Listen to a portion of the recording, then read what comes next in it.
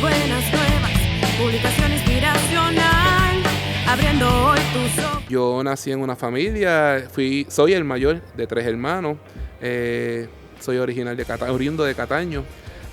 Yo tuve una niñez normal, ¿sabes? Mis padres y mi familia me criaron bien. Nunca me inculcaron ningún principio religioso como tal en ninguna iglesia, pero siempre me demostraban o me trataban de que yo tuviera ese respeto de Dios. Estudié en buenos colegios y tuve una niñez, diría yo, pese a todas las situaciones, ¿verdad? De a veces las situaciones económicas que la familia tienen, fue normal y fue muy buena. Fui bien consentida en mi familia. Mi vida cambió en 3er grado, en un colegio donde yo estaba.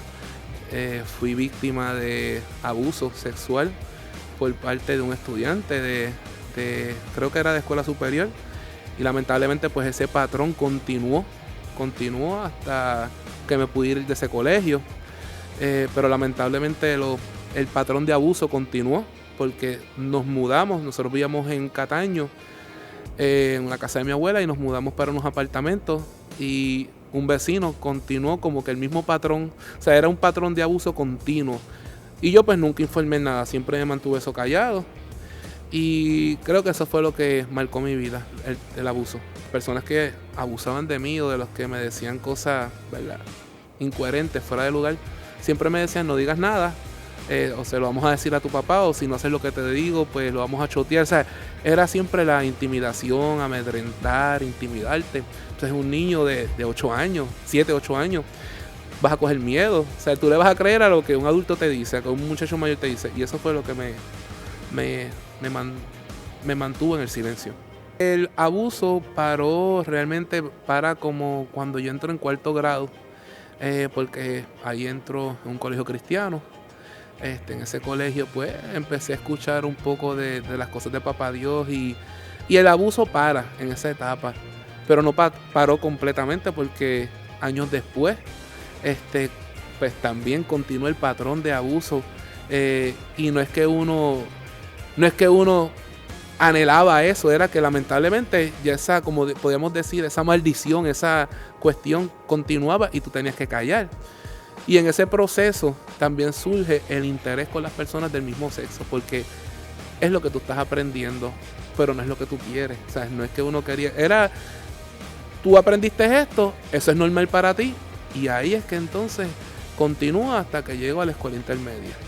Tuve una adolescencia normal, podemos decir así. Siempre fui el payaso de la clase, siempre fui el muchacho que le gustaba molestar y eso. Pero también pasé mucho rechazo, porque a esa edad pues uno le da con enamorarse de las nenas. Y pues en ese momento, pues aunque no era gordito, estaba husky. Y pues las nenas como que empiezan a rechazarte. ¿Quiénes me daban la aceptación? Pues las personas, compañeros del mismo sexo. Pero era una conducta aprendida. Y pues así sigue ese patrón hasta escuela superior. Y luego ese patrón pues de conducta aprendida continuó hasta la escuela, hasta la universidad. Pero no era una cuestión de que era continua. Era simplemente, era lo que yo sabía, eran las personas que se me acercaban. Incluso en escuela superior yo quise tener novia, y tuve un encuentro cercano del 3er tipo, como digo yo, con una muchacha. Pero también recibí, o sea, yo quería probar mi hombría. Y en el momento pues, que pasa lo que tiene que pasar, ella me dijo que no, que hasta que no se casara. Para mí eso fue una frustración. Yo dije, wow.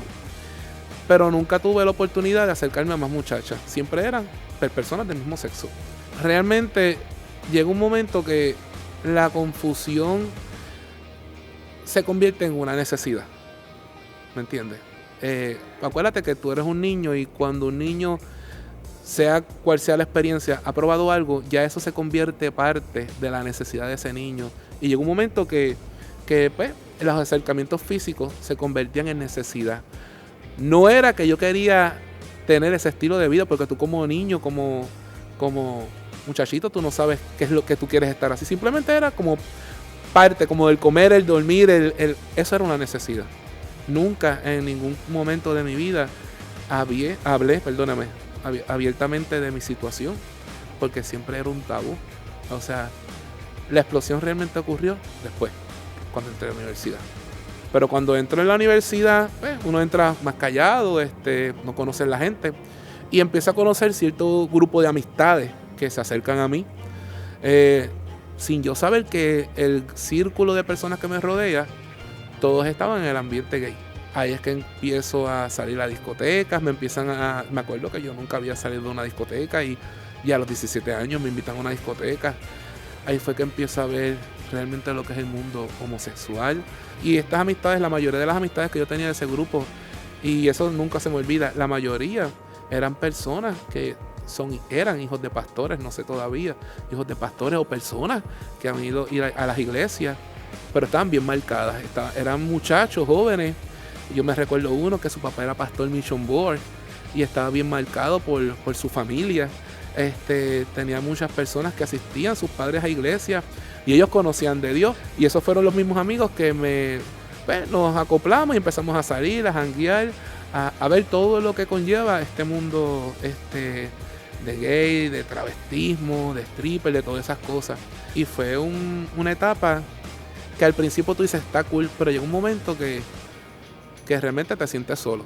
En universidad recuerdo un día, yo conozco a esta amiga mía, ella era lesbiana, ella tenía su pareja, ella fumaba. En ese momento, cuando yo estoy en el ambiente, pues empiezo pues con la droga, con el cigarrillo, empiezo con todas estas cosas. Y yo recuerdo a esta amiga mía, que yo veía sus cambios, yo veía que ella, de momento, mira, dame un cigarrillo, me decía, ya yo no estoy fumando, y yo, qué chévere. De momento veo que le pregunté por su amiga, por su pareja, y ella me dice, no tengo, ya yo la dejé. Y yo dije, yo veía los cambios de ella, pero te digo con honestidad, en ningún momento ella se ponía, no, porque estoy en la iglesia, nada de eso. Ella era un cambio que yo veía y yo le digo, mano, de verdad me gusta tu transformación. Y me dijo un día, te voy a invitar a mi iglesia. Tuve un tiempo en esa iglesia con ellos, porque el grupo que yo conocí de jóvenes, de muchachos, todos habían pasado situaciones diferentes. La mía era un caso aparte, el de ella era lesbiana, todos teníamos diferentes trasfondos, pero realmente hubo aceptación. Y en ese momento yo me sentí aceptado, nunca me sentí rechazado.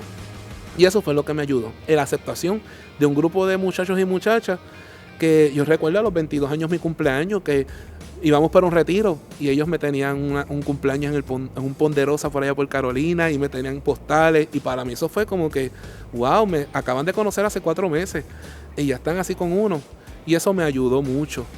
En ese momento, pues cuando llego aquí en esta iglesia, pues empieza un instituto. Yo dije, pues me voy a meter en el instituto. Yo seguía fumando, pues yo fumaba mi cigarrillo, pero fumaba marihuana también. Esto era una cosa de que fue bien chévere en la iglesia, pero me metía marihuana y me metía cigarrillo, pero eso era Dios. O sea, Dios estaba transformándome. La cuestión es que cuando asisto aquí en el instituto, pues conozco a la que es mentora mía hoy en día, mi pastora Claré. Y recuerdo que un día le pido el favor de que si me puede dar pon, porque yo no tenía carro. Y ella se viró y me dijo, hoy y siempre. Yo le dije, ¿qué le pasa a esta señora sin conocerme? Ya me va a dar pon. Y ella pues me da pon a mi casa. Ella vivía para ese tiempo en Corozal.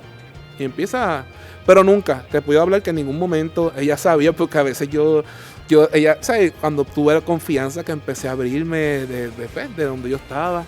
Yo venía a veces con el pelo pintado y me voy a pintar el pelo de tal color. Y me dice, ay, qué bueno, píntatelo, pero aguanta presión. O sea, nunca recibí como que esa condenación, Y con la mentoría de ella, y a mí me ayudó mucho, y lo tengo que decir, a mí me ayudó mucho leer libros de Joyce Meyer. Yo cuando empecé a leer libros de Joyce Meyer, sobre todo recuerdo un libro que se llamaba Belleza en lugar de ceniza.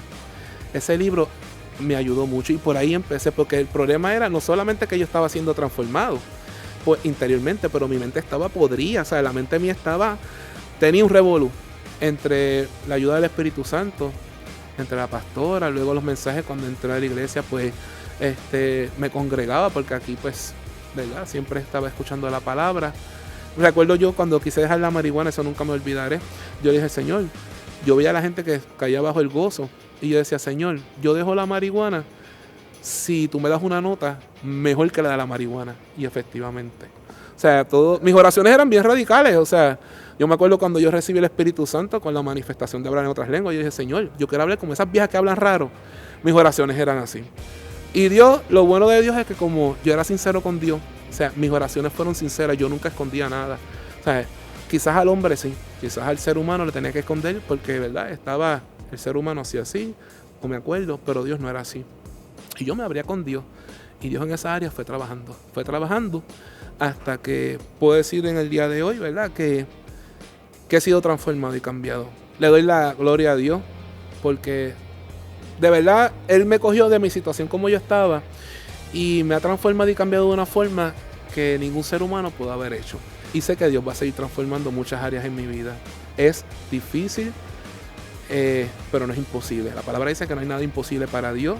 Difícil porque depende de ti, depende de uno, de querer cambiar, de querer cederse, de ser honesto con Dios, abrir corazón totalmente al Señor y al Espíritu Santo. Si está esa clave, el tú cederte al Espíritu Santo, a Dios, las cosas pueden fluir.